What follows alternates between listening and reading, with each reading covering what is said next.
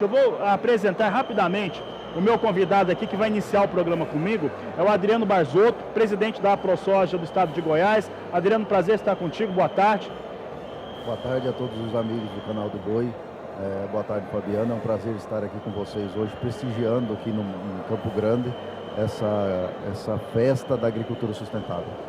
Tá certo, uma festa mesmo. Agora há pouco nós tivemos ali alguns sinais mostrando, né, que está recolhendo, vai começar a nova palestra. Há pouco eu estava lá dentro acompanhando uma delas, falando principalmente da utilização de pó de rocha, que nós vamos falar aqui daqui a pouco.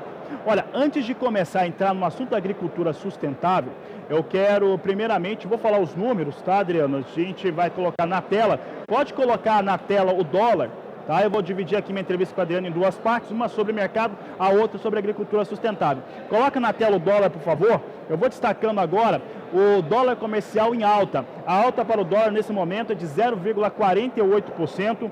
Vem a R$ 3,97 mais 6, tá, Adriano? Dólar em alta, isso acontece por conta da movimentação externa, né? Esse conflito Estados Unidos e China, e também aqui interno no Brasil, como o Brasil baixou a taxa de juros, há uma tendência de saída de capital. Aqui nós temos também aqui alguns outros números. Soja em Chicago agora, pode colocar na tela, soja negociada na Bolsa de Chicago neste momento, está sendo bastante afetada nessa semana por conta da decisão da China de anunciar que não vai comprar nenhum produto agrícola nos Estados Unidos. Está perdendo, mas perde pouco. Olha aí que a posição de agosto vem a $8,48 o bushel, perde 2 pontos. Setembro a 8,54, perde 1,2 pontos. Novembro, 8,67. Posição de janeiro, $8,80, mais 2 por bushel. São os negócios que temos agora com soja em Chicago. O último dado que eu trago agora é a soja negociada nos portos, tá? Coloca na tela, soja no porto, os números são da Gramos Corretora. Eu tenho aqui Santos e Paranaguá com valores idênticos, né? Tem R$ 83,00 a saca de 60 quilos. Em Paranaguá e Santos, preço de paridade aqui apurados pela Gramos Corretora. Bom, e como eu disse, o Adriano Barzotto, presidente da AproSoja, vai nos dar uma entrevista agora em 2 momentos. Primeiro a gente fala de mercado, depois a gente fala sobre agricultura sustentável. Adriano, é esse ponto aqui que nós estamos observando agora no mundo, né, de negociação com a soja, ele é um impacto direto, né, primeiro das ações norte-americanas, né? O Donald Trump tinha ameaçado taxar os chineses mais uma vez, 10% sobre $300 bilhões. A China falou que ia ter retaliação e teve mesmo, disse que não vai comprar nenhum produto agrícola norte-americano. Como é que você avalia esse momento mundial que afeta a agricultura brasileira, principalmente o fator de soja? Bem, a gente precisa avaliar de duas formas. Primeiro é a safra velha e depois a gente precisa falar da safra nova, essa safra que vamos plantar agora a partir do mês de outubro. No caso da safra velha, o produtor vem fazendo as comercializações de maneira compassada, devagar, porque a guerra comercial realmente interferiu na precificação do grão tanto de soja como de milho. Então o produtor vinha fazendo a comercialização de maneira devagar, compassada, e agora, a partir do segundo semestre, a gente tinha expectativa de que esse descolamento da guerra comercial pudesse trazer novas cotações, novos preços para o Brasil, e a gente percebeu agora, nos últimos dias, que o Donald Trump, o presidente americano, ele trouxe mais uma dificuldade por mais alguns dias aí, e a gente está esperançoso de que no dia 12, quando tivermos um novo relatório de oferta e demanda do USDA, a gente possa ter esse avanço nas cotações para que o produtor possa comercializar o restante da safra do ano passado e também começar a comercializar a safra futura. A questão da paridade da soja hoje no porto, né, nós estávamos mostrando agora há pouco, ela vem com um valor mais elevado, seja por conta do dólar, seja por conta do prêmio que está sendo pago para a saca de soja brasileira, considerando que o único grande player que nós temos para exportar grão de soja é Estados Unidos, apesar que a Argentina exporta um pouco, é o Brasil, então tem uma tendência de subir o prêmio para a soja. Num primeiro momento, nós devemos ter, não sei se já estamos acompanhando, não temos aqui informação dos produtores, mas um destravamento da comercialização no Brasil. Você acredita que o primeiro impacto é esse mesmo? Agora, a partir desse momento, a gente vai começar a perceber o descolamento da comercialização da soja brasileira com a soja de Chicago.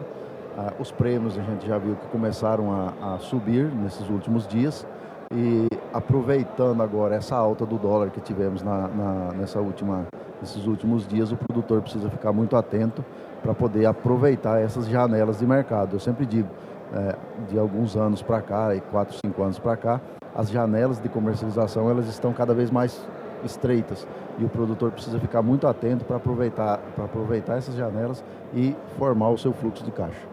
No relatório de oferta e demanda apresentado mês passado, os Estados Unidos até trouxeram, o Departamento de Agricultura trouxe uma redução para a sua expectativa de produção de soja na temporada 2019-2020, mas o mercado americano mesmo acreditou que deveria ser uma queda ainda menor, que deveria ter reduzido mais ainda essa expectativa de produção de soja.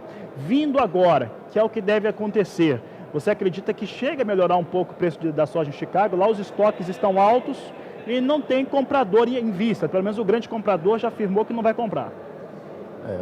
Os Estados Unidos eles têm um grande desafio agora, que é colocar a soja deles no mundo de alguma outra forma. Eles estão tentando buscar novos mercados, mas a gente percebe que no decorrer do ciclo produtivo dessa safra, nós que somos produtores sabemos que as variáveis são muitas, desde o dia do plantio até o dia da colheita.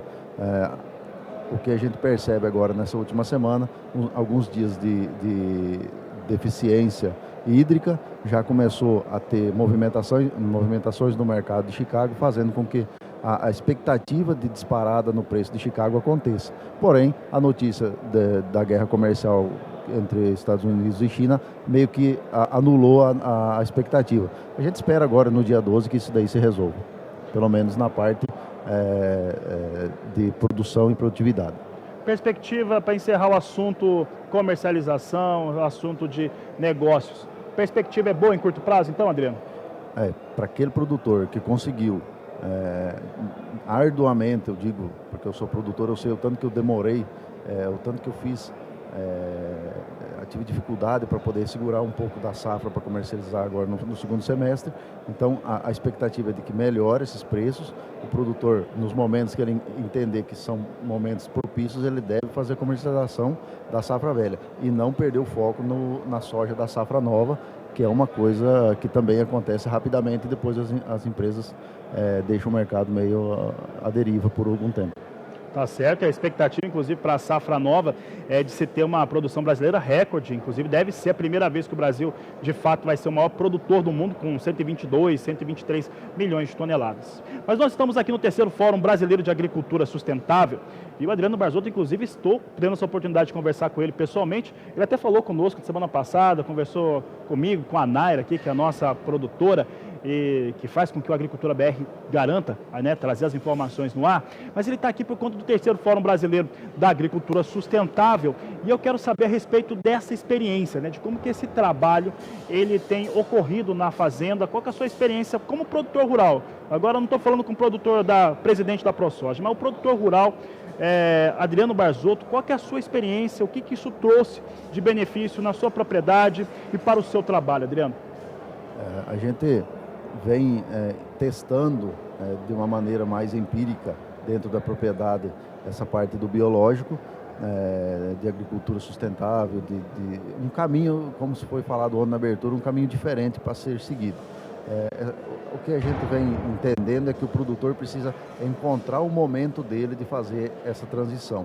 E talvez a transição nem seja de área total ou dessa forma. Ele tem que encontrar o ponto de equilíbrio da propriedade dele para poder fazer essa absorção de novas tecnologias, de novas filosofias, para poder reduzir custo, uma coisa que a gente tem observado, que o custo de produção está cada vez mais alto, então o produtor, encontrando novos caminhos, ele vai conseguir fazer uma agricultura mais sustentável, uma agricultura mais bonita e com um custo de produção menor. Qual que é o aspecto que você aponta, que dentro do fator da agricultura sustentável, que é a utilização da microbiologia, você utilizar combatentes naturais, o pó de rocha, buscar na terra, é uma questão muito interessante, Tem um aspecto aí que é até subversivo para como está se fazendo na agricultura recentemente, pelo menos nas últimas décadas, A subversão é buscar no próprio solo buscar no próprio ambiente soluções para questões que estão afetando a produção.